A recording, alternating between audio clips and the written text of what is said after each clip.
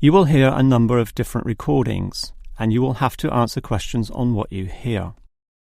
There will be time for you to read the instructions and questions, and you will have a chance to check your work. All the recordings will be played once only. The test is in 4 sections. At the end of the test, you will be given 10 minutes to transfer your answers to an answer sheet. Now turn to Section 1. Section 1. You will hear 2 students, Peter and Mary, discussing their new eating plan. First, you have some time to look at questions 1 to 5. You will see that there is an example that has been done for you. On this occasion only, the conversation relating to this will be played first. OK, Mary. I know I'm putting on weight with all my bad eating habits. That's right. Chocolate bars, pizzas, and all washed down with litres of soft drink. And with all the sugar in soft drink, I think we can say you're definitely overindulging, don't you think? Peter consumes far too much soft drink, so soft drink has been written in the space. Now we shall begin. You should answer the questions as you listen, because you will not hear the recording a second time. Now listen carefully and answer questions 1 to 5. OK, Mary. I know I'm putting on weight with all my bad eating habits. That's right. Chocolate bars, pizzas, and all washed down with litres of soft drink. And with all the sugar in soft drink, I think we can say you're definitely overindulging, don't you think? I know. I intend to definitely stop drinking that from now on. And that's part of the sensible eating plan that we have agreed we need to formulate. One that we can both follow. That's right. Sensible and practical. Allowing us to indulge in some sweet foods on occasions. On rare occasions. And we're going to cut out all the pizzas and hamburgers. Well, not totally. I thought you said pizzas could be eaten once a week.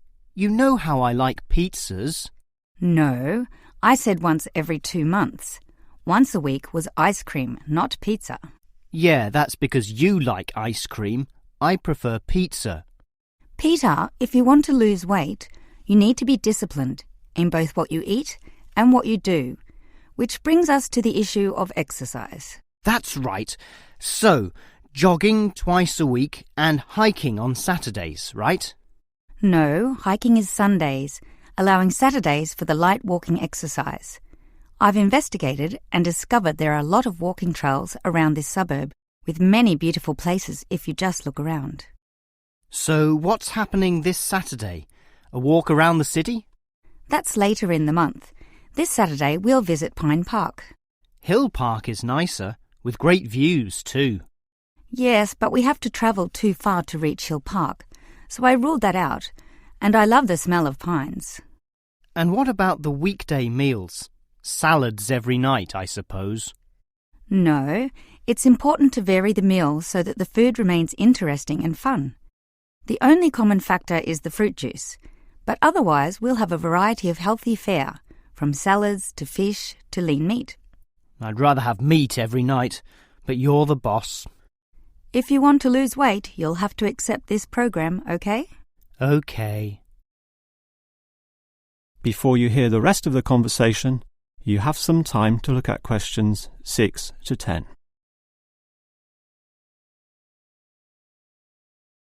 Now listen and answer questions 6 to 10. Now, Mary, you said we could have a little treat in our diet plan 3 times a week, specifically Tuesdays, Thursdays and Sundays. Yes, a very small treat, but something to reward us for all the discipline shown. Such rewards will motivate us to continue the diet. So on Tuesdays, what can I choose? You have a choice between a small serving of chocolate, ice cream or biscuits. OK, well, I'll go for the biscuits. I love those crunchy little things with my cup of tea. So do you, right?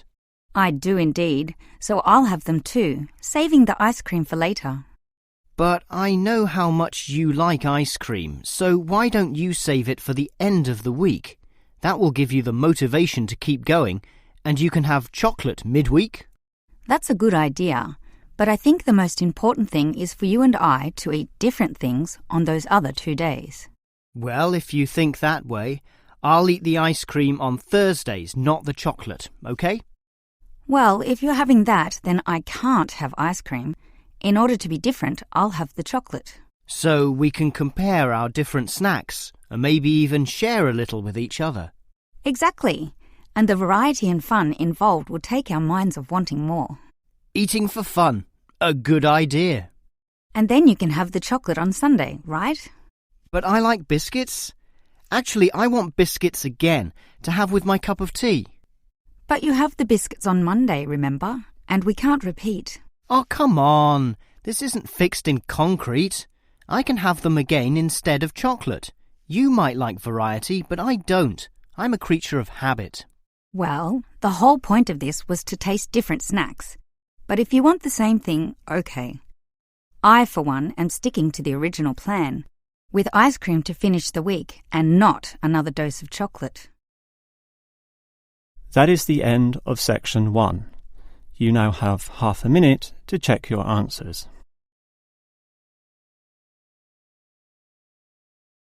Now turn to section 2. Section 2. You will hear a childcare worker telling some mothers about the advantages of her centre. First, you have some time to look at questions 11 to 16. Now listen carefully and answer questions 11 to 16. Hello everyone, and welcome to the Stanfield Childcare Centre. Now I know you're all new mothers and you like to cling to your children.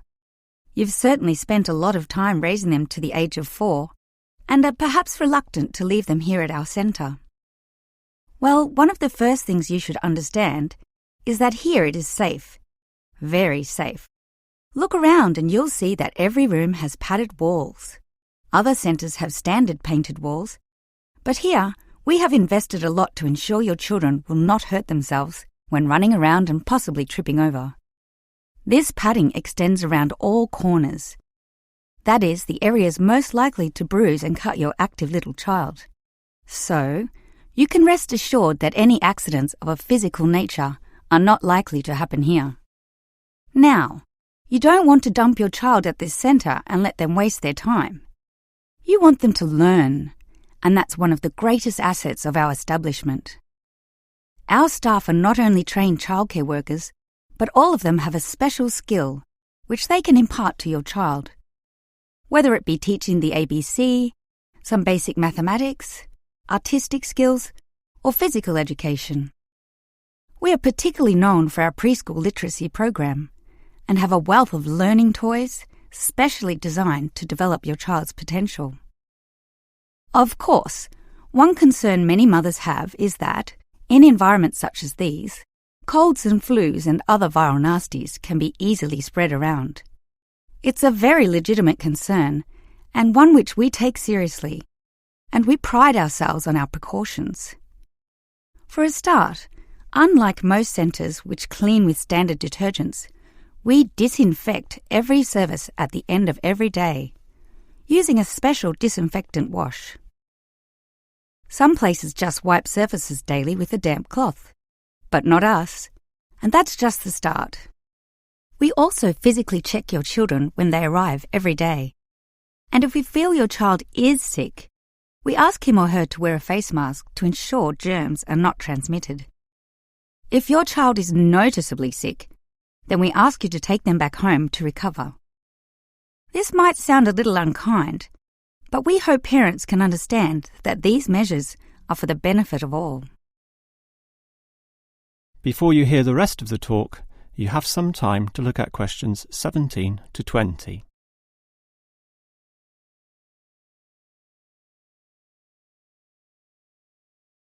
Now listen and answer questions 17 to 20. Now at Stanfield Childcare Centre, we have excellent childcare officers. And let me briefly introduce them. We have Susan, Andrea, Bella, Kathy, Lisa and Liz. They're all fully trained and come with some individual assets which make them even better. Bella, for instance, knows children very well, having worked here for 5 years, and Kathy has her own family, 2 little girls, so she can talk to you with first-hand knowledge of what it's really like to raise children. But getting back to Bella, she often relaxes here after work, spending long hours chatting to parents, as does Kathy, in fact. But in terms of hours, nothing can compare to Andrea, who will sometimes spend the night here, staying in our overnight room. Why? Because this centre is very friendly and simply a great place to be.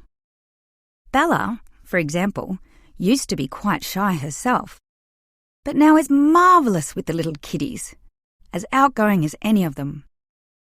We let Kathy, though, deal with the particularly quiet and introverted children, since having her own family, she knows what can really bring them out. Of course, what better way to do this than with yummy homemade cakes, and Kathy often gets these from Bella, who can make some of the best in town. Yes, everyone here brings something special, which is why we're one of the best childcare centres in the business. That is the end of section 2. You now have half a minute to check your answers.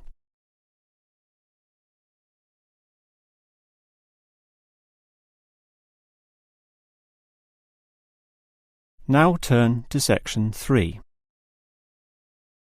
Section 3. You will hear a student, Eric, talking to his lecturer, Miss Harris, about essay writing.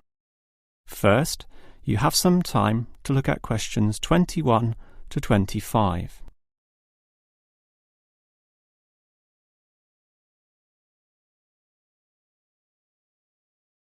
Now listen carefully and answer questions 21 to 25. Hi, Miss Harris. Here we are talking once again. Well, I'm always willing to help out wherever possible.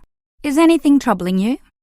Well, your advice last week about writing summaries was very useful, and I'm using these summaries a lot in order to prepare my final master's thesis. But you're having problems, right? Yes, I have a few issues to discuss.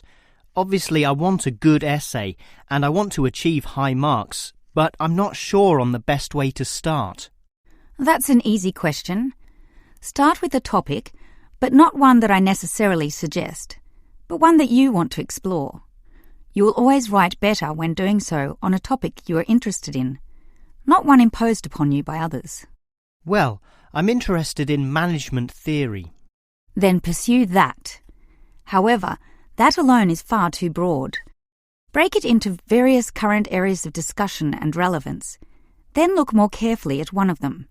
Say, management and cultural differences, or management and motivation, or other aspects, such as the role of salary, group cohesion, or leadership. I would say I'm interested in group cohesion, that is, how people interact in the workplace. Well, that's a start, but you can't then just write planlessly without defining exactly what you intend to do within the area you've chosen. You'll have to think of a thesis, and this statement could be of several types. Such as what? Oh, you could argue a point, something that you believe in, or discuss an issue, looking at its various perspectives, or critique the opinions of others, pointing out the pitfalls and flaws. The thesis statement will make that very clear because it will say, in simple terms, what you intend to achieve in your essay. I see. And then I can just begin writing, right? Wrong. Huh? If your essay is going to be clear, it needs to be logical and organised, and this means you'll need an outline. This could be written as a flowchart or spider graph, that is, a series of connected lines. But whatever shape the outline takes, there must be a sense of progress in, more or less, a straight line towards a goal. And then my essay will be good? With such progression, definitely, as long as you do achieve everything that you set out to do, as specified in the beginning, okay? Before you hear the rest of the conversation, you have some time to look at questions 26 to 30.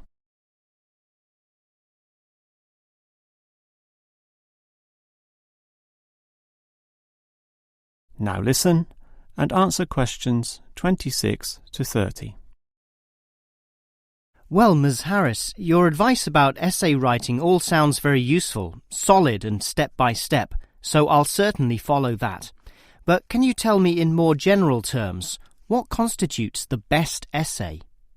Oh, there are many aspects to consider, but one of the most important is certainly original thinking.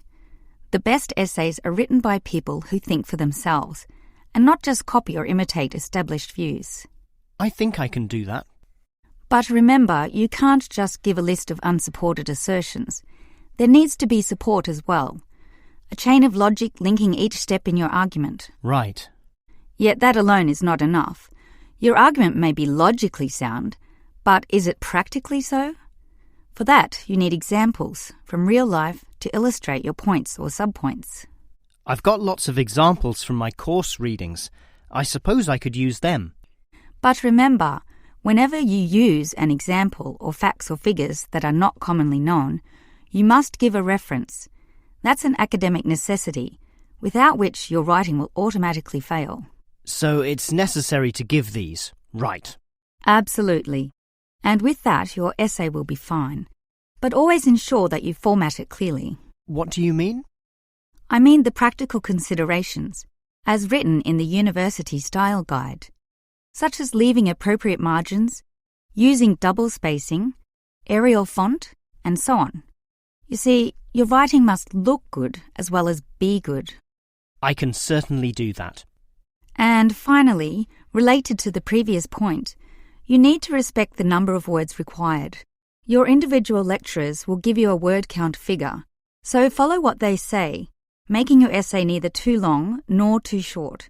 Perhaps 10% either way should be acceptable. 15% was common when I was younger, but it's a lot stricter now, and 20% would be pushing the boundaries just a little too far. I guess I can do all that. Thanks for your advice. That is the end of section 3. You now have half a minute to check your answers.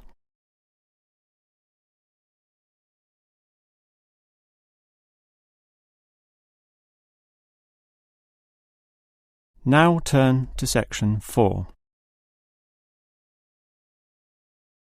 Section 4. You will hear a lecturer discussing the history of people's beliefs regarding whether the Sun or the Earth is at the centre of the solar system. First, you have some time to look at questions 31 to 33. Now listen carefully and answer questions 31 to 33.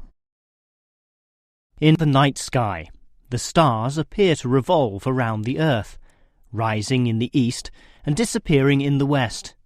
The Earth itself seems solid, fixed and stable, and such common sense perception suggests that the Earth is the centre of the universe. This is known as geocentrism, with geo meaning Earth, and all pre-modern civilizations drew this conclusion. We now know, of course, that the Earth revolves around the Sun, and this is called heliocentrism, with helio meaning sun. But historically, it took quite a while for this to be deduced. As early as the 3rd century BC, an ancient Greek astronomer, Aristarchus of Samos, proposed heliocentrism, but received little support from his peers. Similarly, throughout subsequent history, isolated individuals proposed this new idea, but again, no one was listening. Geocentrism just seemed too logical to refute. Geocentrism also fitted the views of the established Christian Church, who could quote biblical passages such as, "The world also shall be stable, that it be not moved."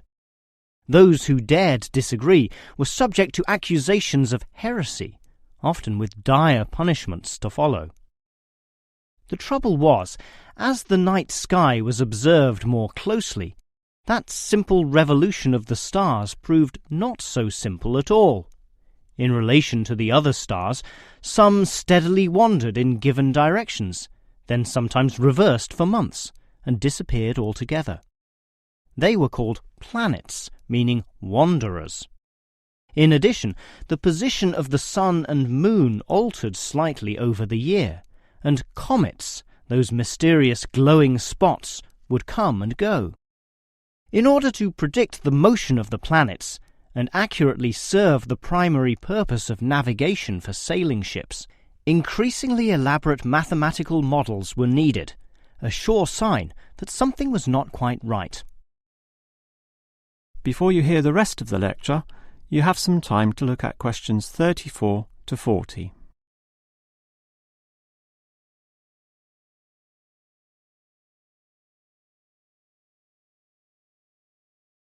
Now listen and answer questions 34 to 40. Heliocentrism, or the belief that the sun is the centre of the solar system, still needed a mathematically sound description before it could be scientifically accepted. And it was a Polish astronomer, Nicholas Copernicus, who in 1543 first published this. This event is sometimes referred to as the Copernican Revolution. Copernicus himself certainly feared the consequences of his proof, knowing full well it might invoke the anger of the established church. Probably for this reason, he waited until the last year of his life, when he was sick and dying, to release his findings. In addition, the preface of the book, written by a respected member of the church, stated that the model was not necessarily correct. As a result of this, there was no revolution whatsoever. In fact, the book received scant attention in the subsequent decades, apart from a few irate clergymen who angrily dismissed the whole scheme as irrelevant.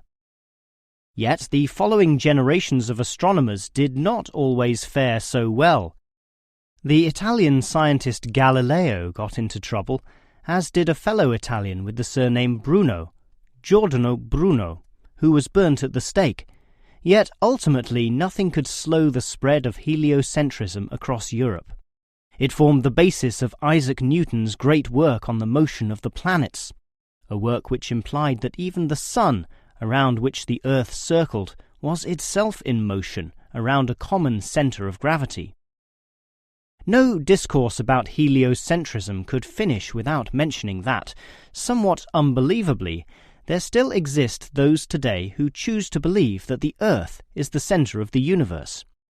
Modern geocentrism is usually the result of literal interpretations of the Bible, which is the cornerstone of these people's beliefs.